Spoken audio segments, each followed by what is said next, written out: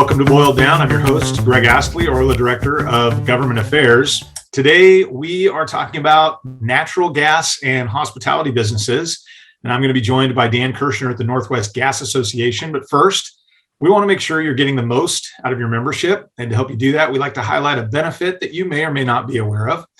Did you know members who qualify get 20% off their safe workers' comp premiums for 2022? Ask your agent for an ORLA group quote to see if you qualify, and you can learn more at OregonRLA.org/SAIF. And if you're not a member, visit OregonRLA.org, where you can join and start taking advantage of the numerous cost-saving benefits. And now I'm very excited to introduce our guest, Dan Kirschner, the Executive Director of the Northwest Gas Association. Dan, welcome to Boiled Down. Thanks, Greg. It's a pleasure to be here. Thanks for the opportunity to talk to you and your members. Yeah, you bet. We're very glad to have you here. This issue has been cropping up a little bit more lately. It seems like a few years ago, the city of Berkeley in California did some legislation around banning natural gas in new construction.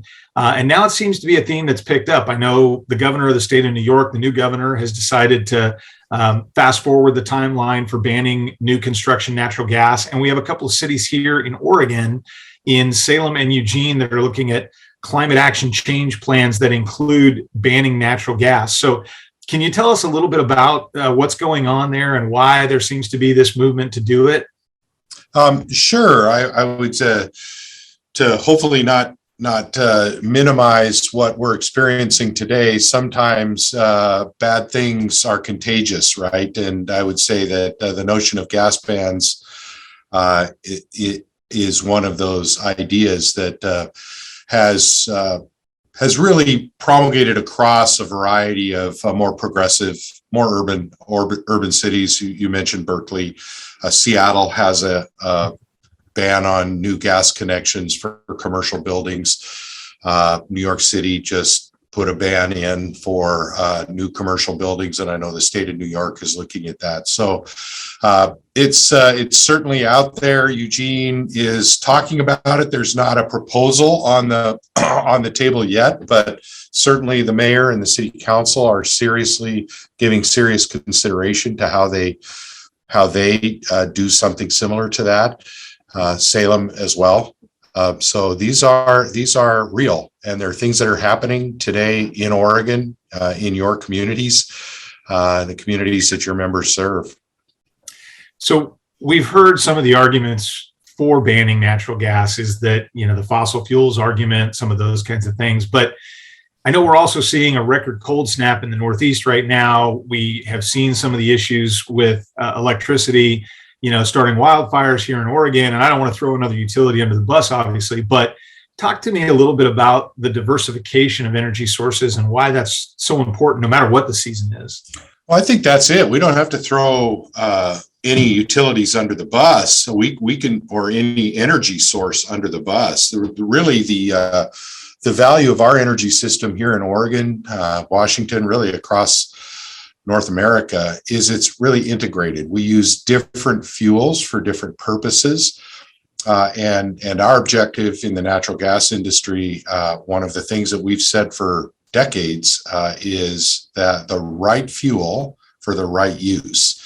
And I think many of your members find natural gas to be the right fuel for the uses that they need.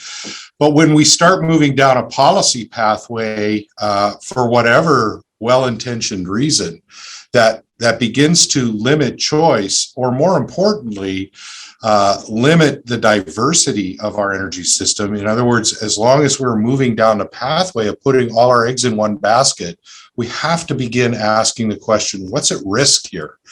What are we risking by eliminating the diversity that we have today versus what are we gaining, right? Now, as you say, we hear a lot about a rationale for doing it.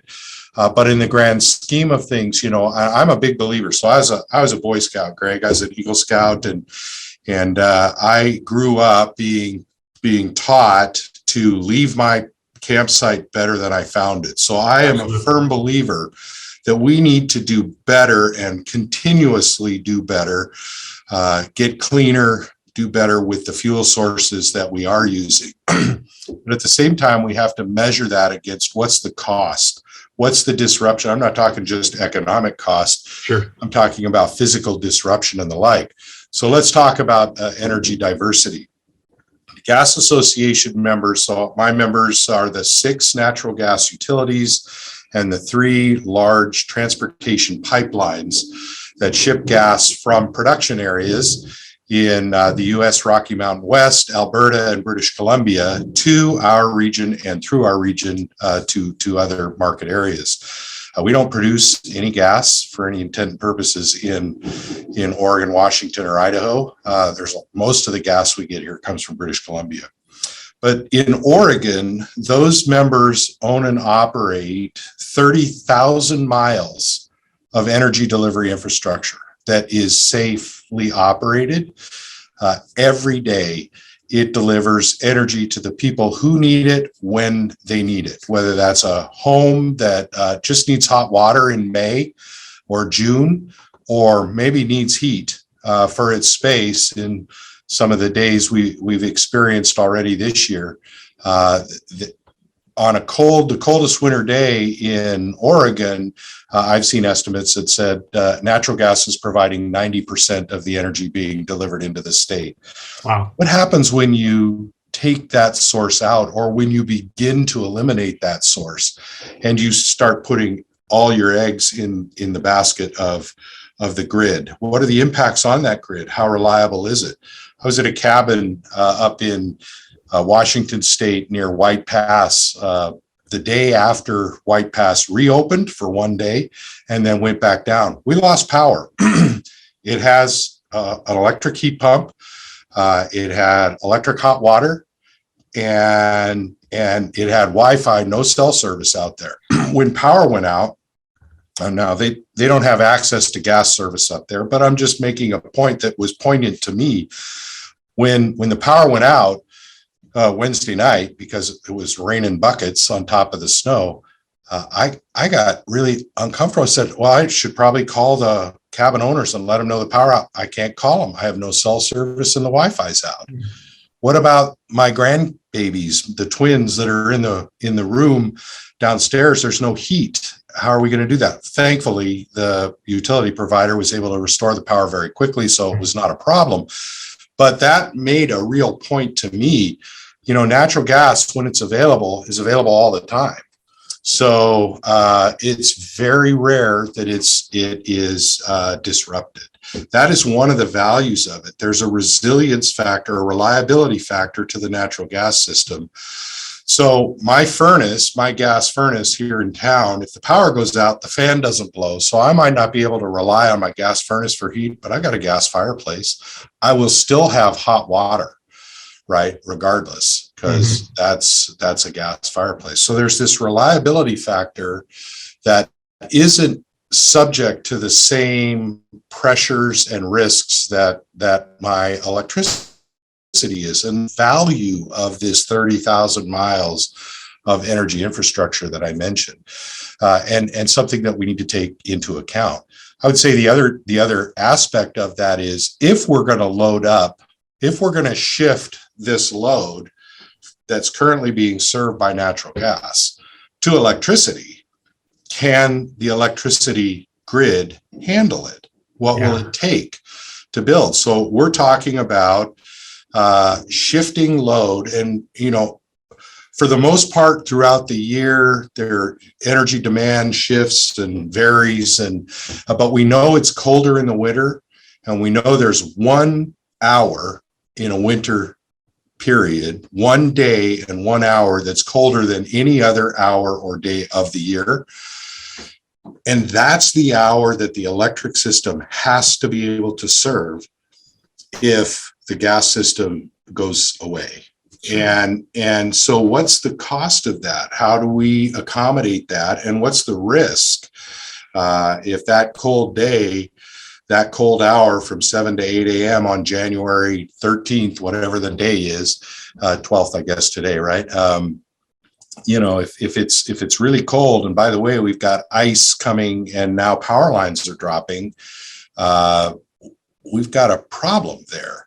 So we've got to calculate the risk. That's all I'm really saying, is there is a reliability factor that we need to think about. And how do we ensure that the entire energy delivery system is resilient, robust, and reliable? And today, with these overlapping systems, these integrated systems,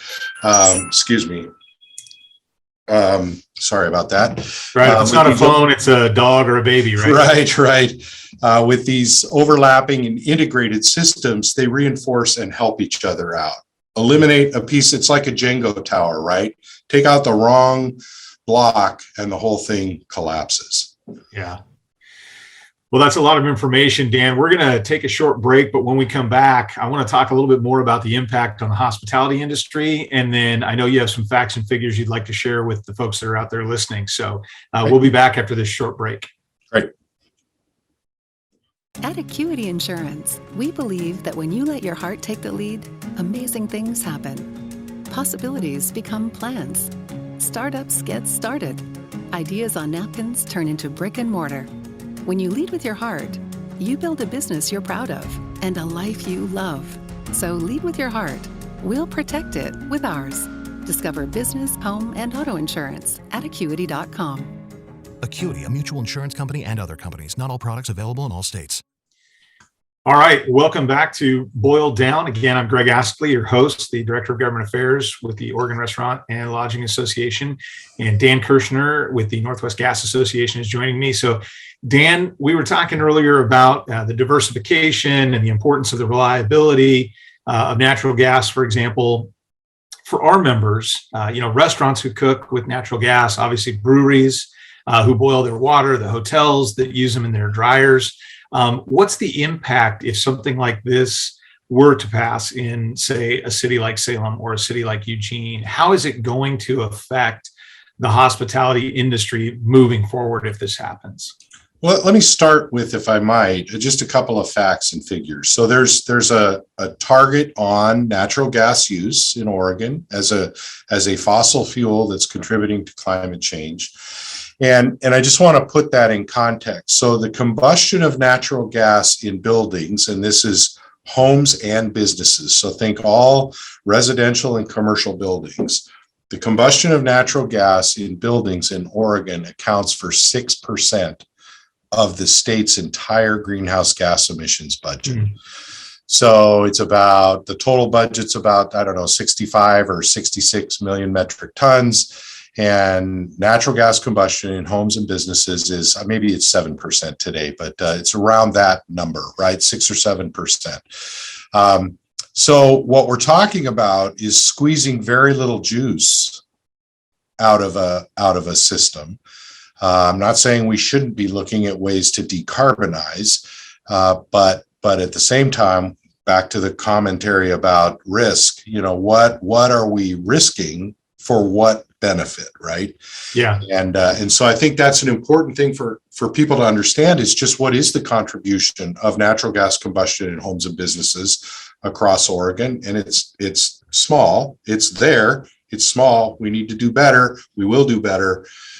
But we got to also keep in mind what we can get from it.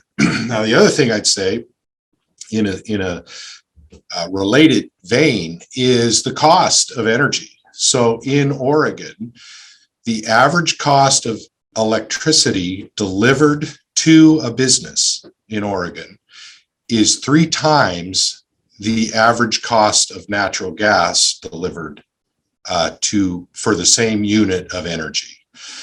So there's a cost. So that gets us to the implications for your members. There are certainly costs associated with doing this. There's costs associated with building a system that can accommodate electrification. And that's before we even get to whether electricity is the right use for your members' purposes, right? So I think of a hotel, which most hotels, I believe, have gas boilers for at least their hot water. And I think of any hotel I've stayed in, most of the people are taking showers at 7 o'clock in the morning or so, so you've got 100 rooms or so. Figure 70 or 80 of those people are taking a shower at roughly the same time. You got to be able to produce a lot of hot water to make sure that demand is met. And of course, I would expect that a hotelier's worst nightmare is to have a dissatisfied customer because they had a cold shower, right? Well, can electric water heat perform as well as gas water heat? This goes to the kind of the choice issue. What would your preference be? There may be a small hotel or whatever that says, no, electric is going to be better for me. They should have that option. But forced electrification, which is the direction that we're going with the notion of gas bans in Eugene and Salem and other locales that we've talked about, where we actually take options off the table, has much greater risks and ramifications, I think, than just leaving the ability for a proprietor of a facility to choose the energy resource that's best for them. So now you want to talk about restaurants. I'm a former commercial cook. Never got a culinary degree, but was pretty good at it for a while. And I even go home. So this cabin I told you about had electric stove. Now, it might not have been one of the induction stoves. I hear they're terrific. I'm not casting aspersions, but I can tell you that, I really missed my gas. I'm the one that cooked over the weekend when we were up at the cabin.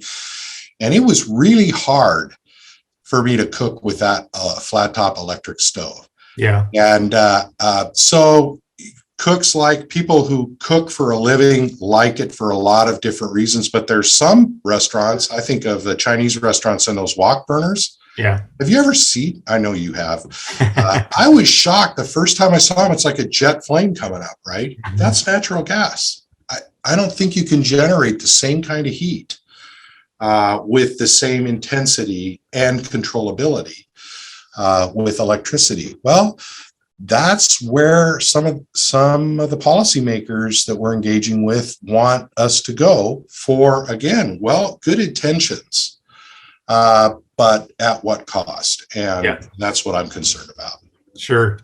So Dan, for any of our members, folks in the hospitality industry, hopefully we can get them educated if they're not already about the issues. And then what suggestions do you have for either, getting involved or making sure that their voices are being heard when this happens in their community and in a place where they care about? Right. Well, number one, I would say, to the extent that you're willing and able, educate your own customers about what your needs are, what your members, I would say, whether it's a restaurant proprietor, a hotelier, somebody like that, just let them know. Just help educate your own customers about how you use energy and why. I think for instance, a lot of hotels do that. Listen, we can save a lot of energy if you don't ask us to wash your towel every day. Right. But at the same time, you can say natural gas is very important to our business. And we're looking at ways of using that fuel in better ways, and just educating in that way.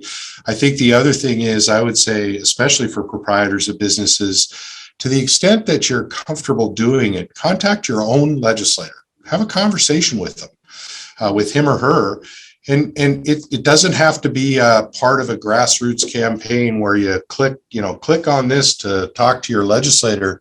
Just give a legislator a call and just tell them, a diversified energy system is really important to me and my business. And let me talk to you about why. And tell them you're concerned about the costs that are being imposed by some of the policy directions that we're moving right now. I mean, frankly, your members are going to, because of the climate protection plan, and I'm not casting aspersions on the climate protection plan itself, but the climate protection plan requires the gas utilities, among others, to reduce the emissions of their customers, right? They can't control whether you're your restaurant owners, your hotel people can't control how long a shower their customers take, nor would they want to, right? And so the point is that they're going to start getting bills from the utility that are going up in cost because of the need to comply with the climate protection plan, which they will do. They will comply with the climate protection plan. One, I would say, intended consequence of that measure is to drive the cost up so high that maybe it makes more sense to electrify. Again, this is a form of forced electrification. And I would say we are all on board. Our members are all on board decarbonizing our economy, but electrification and decarbonization are not synonymous. Yeah. And that's something we need to focus on. So back to your members, I'd say the biggest thing I could suggest to them is know who your legislator is. And I know you guys do a great job of helping your members understand who those are, and just just pick up the phone and have a call. It feels daunting to do, but your legislators, your neighbor, they really are. They're just somebody in your neighborhood or somewhere close by, and just give them a call and tell them why you care. Yeah, that's probably the best thing. We do encourage our members to get to know their elected officials. We want to be a resource for the folks that are making those kinds of decisions. So that's great advice. And as always, because this is an ongoing issue, we'll have updates at OregonRLA.org under our advocacy tab, so people can go there to get more information. And of course, hopefully they're signed up for our email updates, the Insider as well, so that they get that information. Any final thoughts, Dan, before we take another break? No, I think we are concerned for our customers. Our members are concerned for our customers about the policy direction that we're taking.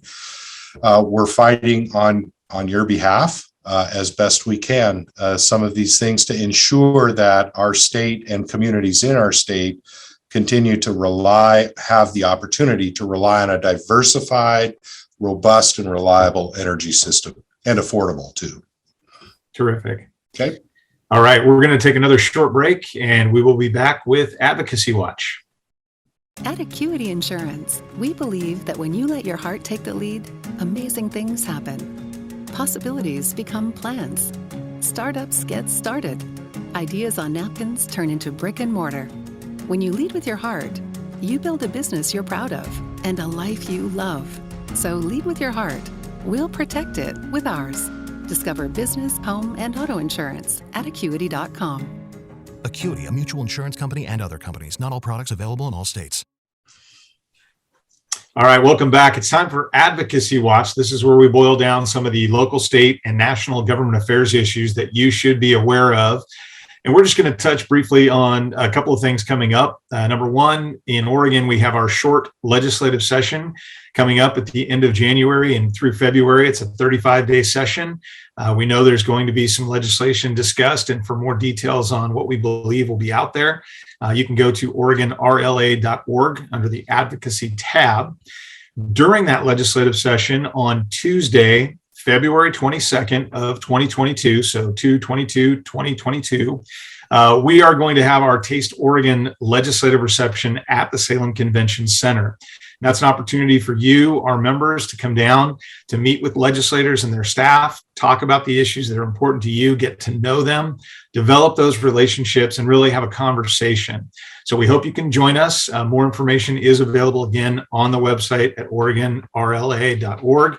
And as always, please make sure you sign up for our emails to get the information as well. So I'd like to say thank you again to Dan Kirschner at the Northwest Gas Association, and to you for joining me today. I'm your host, Greg Astley, Director of Government Affairs for ORLA. Thanks for listening.